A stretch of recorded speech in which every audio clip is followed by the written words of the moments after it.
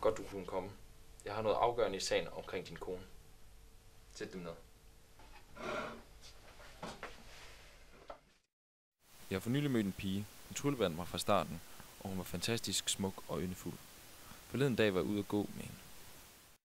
Jeg kunne mærke den friske efterårsbrise.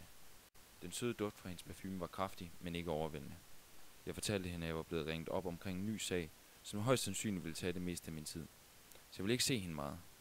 Hun har altid været meget temperamentsfuld.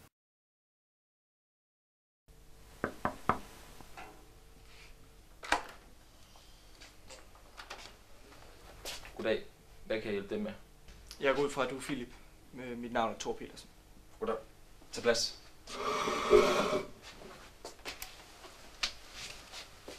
Du fortalte, at du havde gode grunde til at mistænke din kone for at have en affære.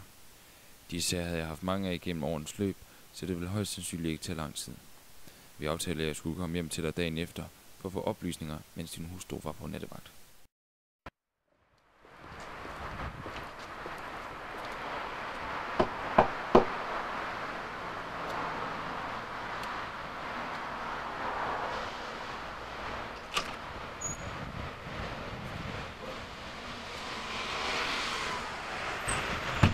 Min kone arbejder på hospitalet. I morgen har hun fri klokken 4. Her er nogle billeder. Vil du have noget i kaffen? Nej, jeg tager den bare sort.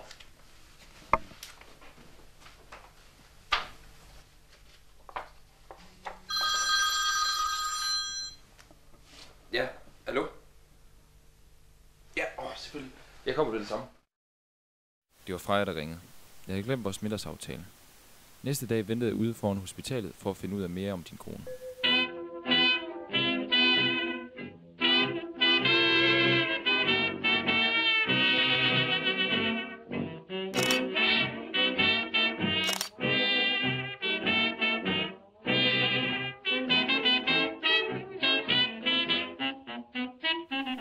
Jeg besluttede mig for at følge efter din kone, for at se, hvor hun skulle hen. Der var noget bekendt ved hende, måden hun gik på.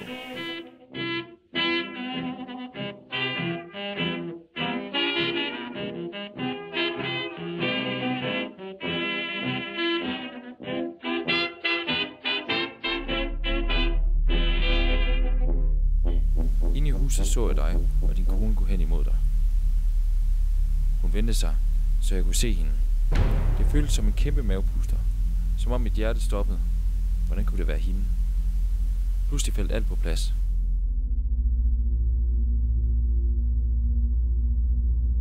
Det er sådan, det hele hænger sammen. Jeg har ringet til Freja, og hun vil være her om lidt.